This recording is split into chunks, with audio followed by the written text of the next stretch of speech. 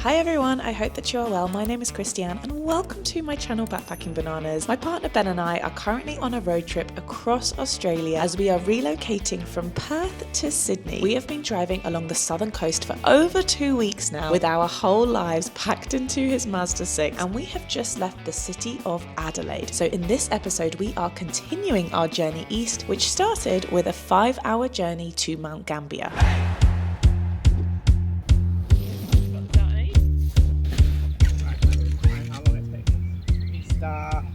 Go!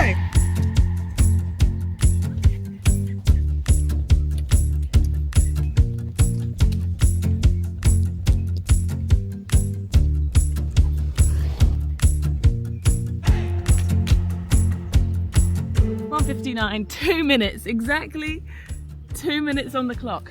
Someone, huh? Why, what do we need to do? Stake out the sides. Alright, we still need to stake out the sides.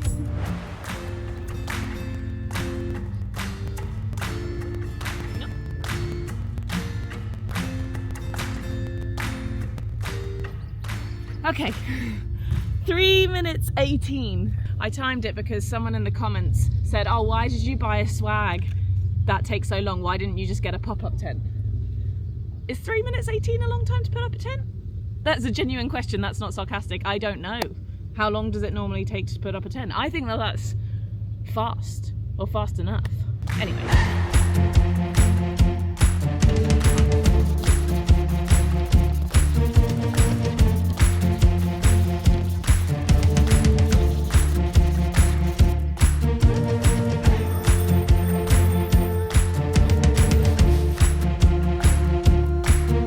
Like beetles wrapped up in between our footed sheet.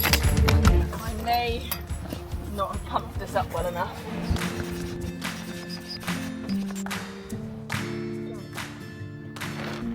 There we go, our beautiful camp bed. I am so much happier to be back at just like a grass campsite. I cannot tell you how much nicer this is than being on the Nullarbor surrounded by so many flies. We just couldn't do anything. Where this is lush. You can just set everything up in peace, and I know we're going to be able to cook here tonight in peace. Do you know what I have noticed as a consistent across all of the campsites that we've stayed in so far, even the free camping spots? We seem to always be the only ones with an actual tent. Everyone else has all the gear. They've got trailers, or they'll have a rooftop tent, they'll have the awning, and I feel very inspired. I would love to have a setup like that one day, but I think it's obviously very pricey, and I think it's going to be a setup that we're going to have to like work up towards. I'm not so fussed about having a trailer, I don't think, but the idea to me of having a rooftop tent and a 4x4 that's just kitted out properly is very, very appealing. I've actually already been looking at cars in Sydney to potentially purchase upon arrival, but we will see how it goes. Finances are not great for me at the moment, because if you've been following for a few months, you may remember a couple of months ago I got hit with like an electrician and plumbing bill of almost £10,000, and that was the kind of money that I was going to use to help me in Australia, which I now don't have. And so I feel like we're just working on a big budget at the moment, but that's okay. That is life, that's normality, and I'm going to be sharing with you a lot of things that we are doing to try and keep ourselves on a budget, especially when we arrive in Sydney, which is notoriously a very, very expensive city. Oh my god, this campsite has one of these jumpy things. I don't even know what it's called. And there's no kids here yet. It's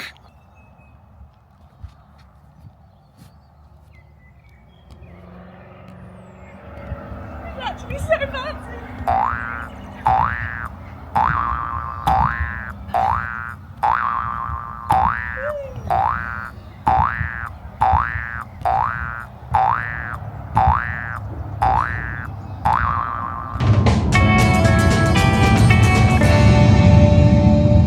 We've just got the afternoon in Mount Gambier basically, and I heard that there were a couple things that were just worth a visit, nice to see. And one of them is the Umpherston Sinkhole, or Umpherston. And kind of crazy to know that this is even here, because I thought they only really had these kind of things, cenotes, some may say, in Mexico. The southeast is underlain by limestone known as the Gambier limestone. which formed 15 to 40 million years ago when the area was covered by the sea. Limestone provides a suitable medium for development of sinkholes and caves. Umpherston Sinkhole, Little Blue Lake, the Cave Gardens and Engelbrecht Cave are examples of the effects of solution activity in the area.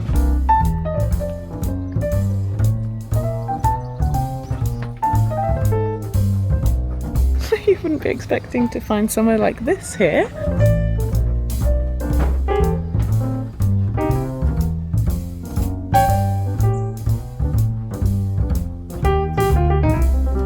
It's like a magical fairy tale wonderland.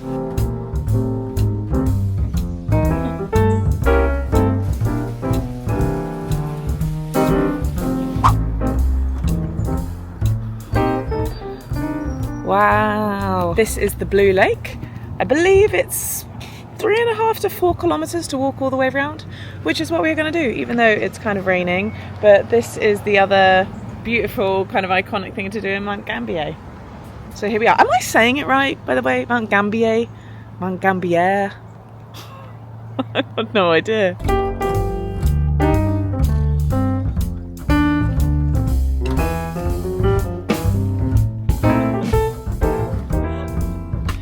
A hill that we're going up. I can only imagine that this must actually be Mount Gambier. There we go. Whoop whoop.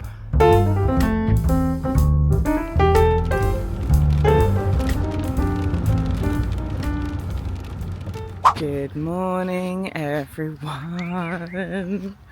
Sorry I didn't film much last night. It was raining a lot, but we had a good setup. We set our blue tarp basically across everything, like across the cargo bag on the top of the car and across the tent. And so we actually had a very nice little dry night in our tent, all cozied up, looking at everyone's in their trailers thinking, oh, we can't be hard on ourselves like with our own setup compared to everyone else's, because not only obviously do they have big trailers where they can take as much as they need, and also it's super fast for them just like leaving in the morning. Like Ben was like, oh, they all left at like 8 o'clock, and I was like, yeah, because they can literally just hop into the driver's seat and go, whereas we have to pack things down, obviously. Not only that, but also we are relocating our entire lives. We have our entire lives packed into that car, as well as all of our camping stuff. And so of course it's going to be a bit harder and take us a bit longer, but that's okay.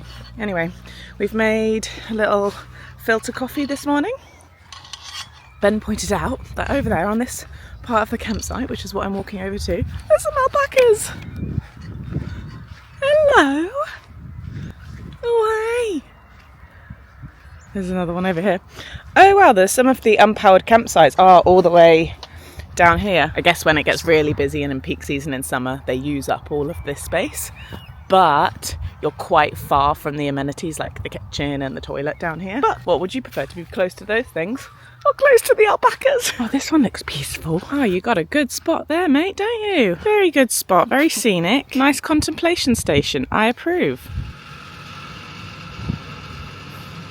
Filling up before we leave Mount Gambier, and the price here for we get unleaded 95 and it's 182.5, $1.82. Just stopped off in Port Fairy at the coffee roasters, and I am thrilled because they sell the made by Fresco coffee cups there, and I had lost my lid. And they sold the lids separately as well, so I have a lid again for my coffee cup and I don't need to buy a whole new one. Though I like this coffee cup so much that I was actually planning on buying another one from the exact same brand. But luckily I don't need to now. Yay! While we were in Port Fairy, we were also in need of a good little stretch of the legs, and I clocked a nice little circular route around Griffiths Island. So we spent just over half an hour doing this 3-kilometre walk. Here we go, this is the Port Fairy Lighthouse.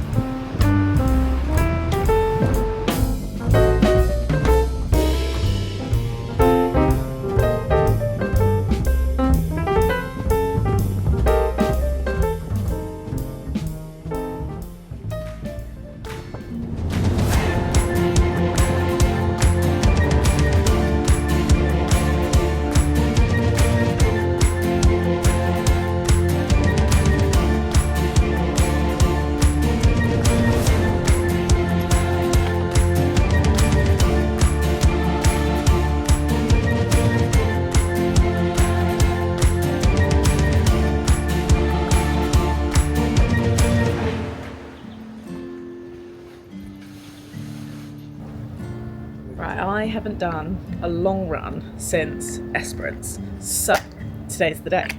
And I think it's going to be the longest run I've ever done. 1 hour 33 minutes, so I'm hoping to maybe be able to whack out 13 or 14 kilometers in that time. I don't know. I go off heart rate, and so obviously if my heart rate is going a bit too high, then I slow down and then I won't get as far, which is why I can't predict how far I'm going to go. But we are going to fill up a little hydration pack with some Powerade. I'm going to run along the Warrnambool. Is that where we are? Warrnambool? Warrnambool? I actually can't remember the name of the town we're in.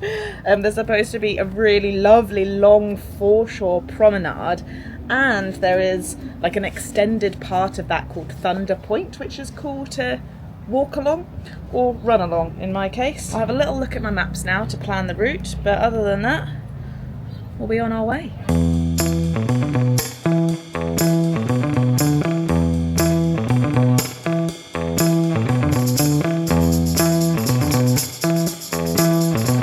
Almost on 5k, and I'm at a whale watching spot. Can't see any whales. Don't think I'll hang about too much because my heart rate's going to go down. Back on the run now. Let's go. I'm turning around. I keep getting lost. I keep having to look at Google Maps on my phone just to check where I'm going.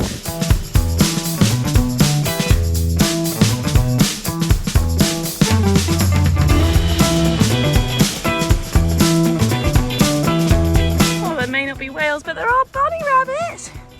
Hi. Cute. This is a hill. Kind of just plodding up the hills.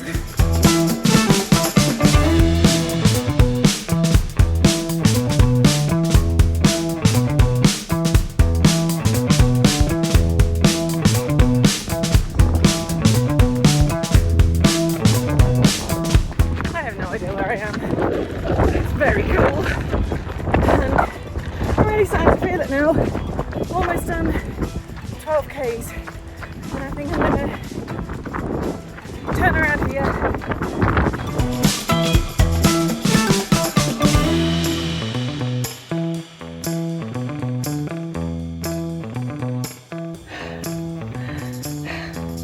Comment still says I'm maintaining after all that. Devastating. We just rocked up to this campsite earlier, and I did ask for an unpowered site, and she was like, yeah, and then she was like, that's $46. And I thought that was a bit much, but I was like, okay, whatever, let's pay it. But we're at a powered site, we have power. And so I'm like, maybe she misheard me? Anyway, we're paying $46 to stay here. But it is rather lovely. I just had a nice shower and I'm in my comfy clothes, which I'm so happy about because I was getting chilly. And now I'm going to go find Ben, who's in the camp kitchen. When we're staying somewhere where there is a camp kitchen, it's just nice to use it so that we don't have to get all of our things dirty. Oh, there's the man himself. How does he get in? Just spent the morning in the Warrnambool library, and actually we came here yesterday as well. I don't know why I've never thought to come and work in libraries before. It's so good. There's free Wi-Fi.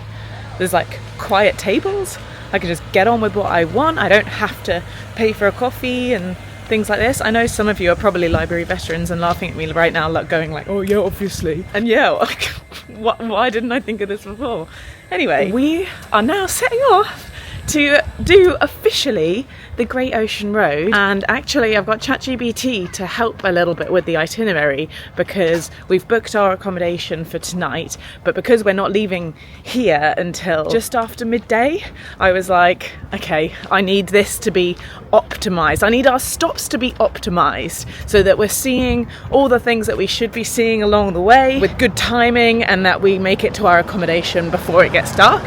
Are turning on to the Great Ocean Road. I thought there was going to be a big sign, but there's not. Our very first stop on the Great Ocean Road is the Bay of Islands.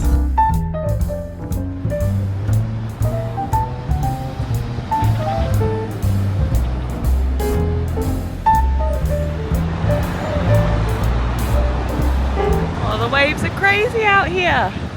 Apparently it is a particularly windy few days as well, so I think we'll be seeing a lot of that.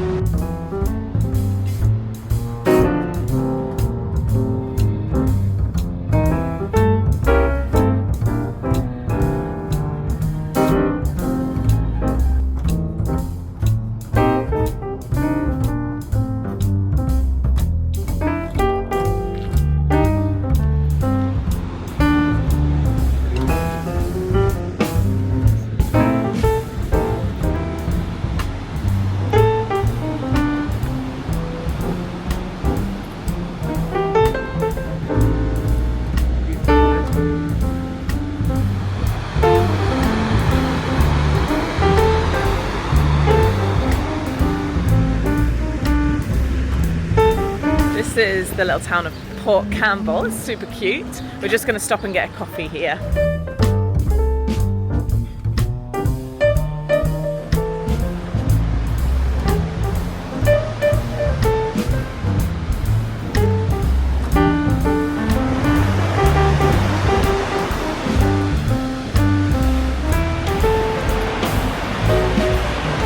Right, we are now at the car park for the 12 Apostles, and I knew that this place would be popular because this is like the iconic spot of the Great Ocean Road, but I was not expecting it to be like this. There is like a dedicated helipad and even a dedicated line of helicopters for the 12 Apostles. There is a whole shop and kiosk at the car park, got a cafe in there, toilets that are blocked off. And you have a choice of 2 hikes that you can do. I would have wanted to do the Gibson Steps, but it is closed at the moment. And so we are just going to do the 12 Apostles Lookout, which from the car park is just 1 kilometre, 15 to 30 minutes, flat and even surface. Lovely. What you can always guarantee from my channel is just showing you what it's really like in places. I'm not going to sugarcoat things if I don't think that they are particularly special. The commentary from Ben is rock number 1, rock number 2.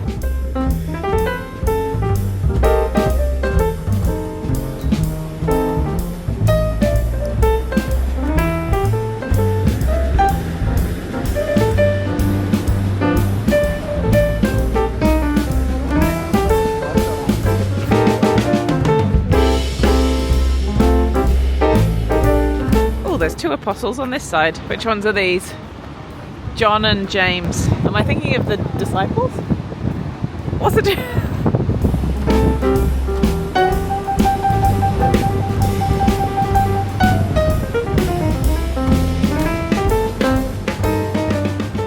It looks like they're actually like doubling the size of this car park or this whole establishment.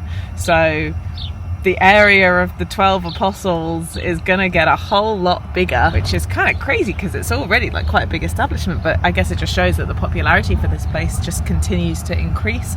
People from all over the world are coming to visit, and I gotta say, I think both Ben and I's expectations were very different for the Great Ocean Road than what we've kind of seen so far. In my head, for some reason, I was expecting something similar to the Amalfi Coast in Italy, kind of like driving and like being able to see the ocean as we drive along. Maybe we just haven't got to that part yet. Also, for some reason, I just didn't quite know how busy it was going to be, but that's okay. You come to visit these places to learn these things. They're still very beautiful views.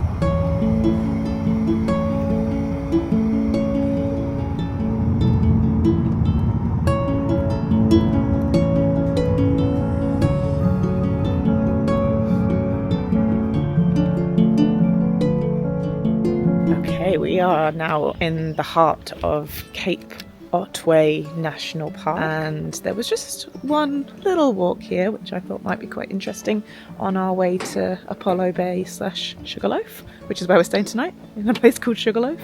It's called Maits Rest. This is Maits Rest Rainforest Walk.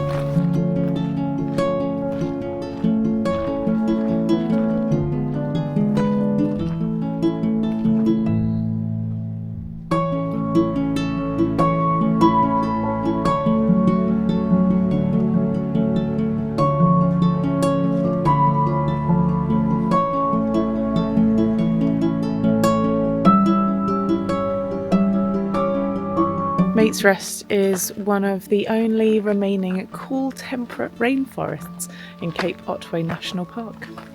It's been beautiful. I'm glad we stopped through.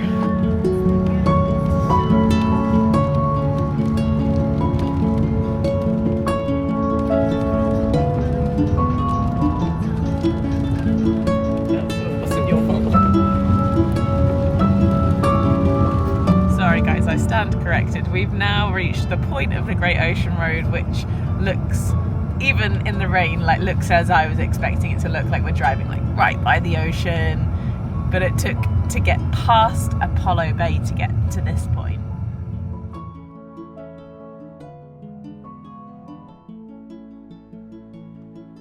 we were going to be camping tonight. We kind of wanted to camp all the way along the Great Ocean Road. However, as you may have been able to tell from those shots of the driving, the weather's pretty shocking and it's supposed to be really bad overnight, rainy, really high winds, and so we were like, maybe it's not the best idea to camp tonight. But the reason that we were going to camp is obviously to save money, so we were like, right, okay, well, if we're not going to camp, we at least want to just stay in super cheap accommodation because we're saving money here. So I found the cheapest accommodation I could that was in the Great Ocean Road area, and we're in the little village of Sugarload, and the hotel that we're at, if it's called a hotel, I don't even know what it's called, is called Seacroft Estate. They have all these rooms and they were all $75 each, and I found it on Airbnb. It's self-check-in, and this is our room. We're in room 12. How cute is this?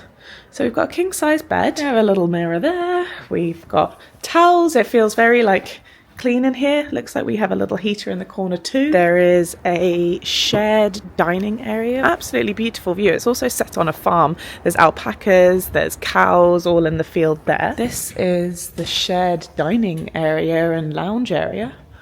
Wow. Oh my gosh, this is beautiful. What? No way. How? This is stunning.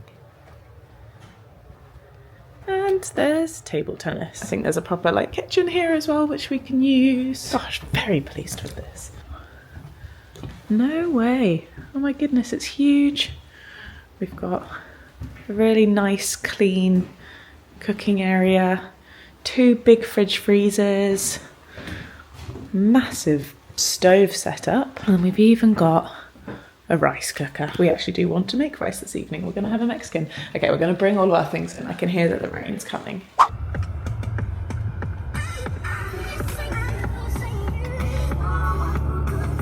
Good morning, everybody. Oh my goodness. The rain and the wind this morning was horrible. I didn't get any footage of it, but like it was whipping up. We had the tarp on top of the rooftop.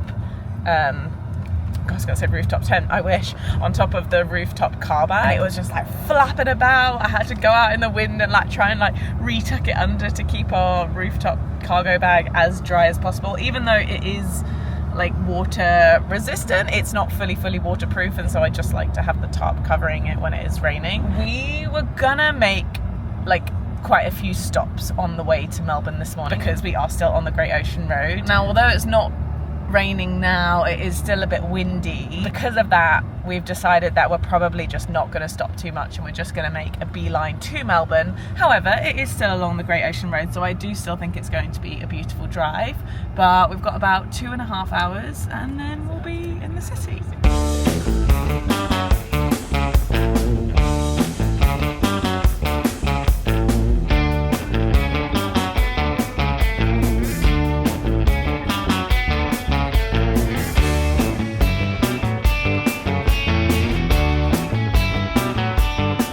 The stretch of road from Sugarloaf to Lorne was by far the most beautiful on the whole Great Ocean Road. I wish we had just known that before feeling quite hard done by the day before. And I don't know if this is a hot take, but all the iconic stops we made yesterday we found to be quite underwhelming and overhyped, to be completely honest. Maybe that's what driving across Australia will do to you though, that when you arrive at the Great Ocean Road you realise it's not actually the highlight of your whole road trip, like what the media makes you think might be the case. My personal highlight of this part of the road trip was Great Otway National Park and the cool rainforest. I'd love to do more hiking in this area. In the next episode, we are arriving in Melbourne, one of the coolest cities in Australia. And we're actually going to be spending over a week in Melbourne as we have quite a few friends and family to catch up with. And FYI, we still have some spots left on my Austria ski trip in January 2026. If you are wanting to get away to the slopes of the Alps this winter, we are welcoming people of all skiing and snowboarding levels, so you can secure your spot on my website. The details will be in the description, and I will see you guys in the next video.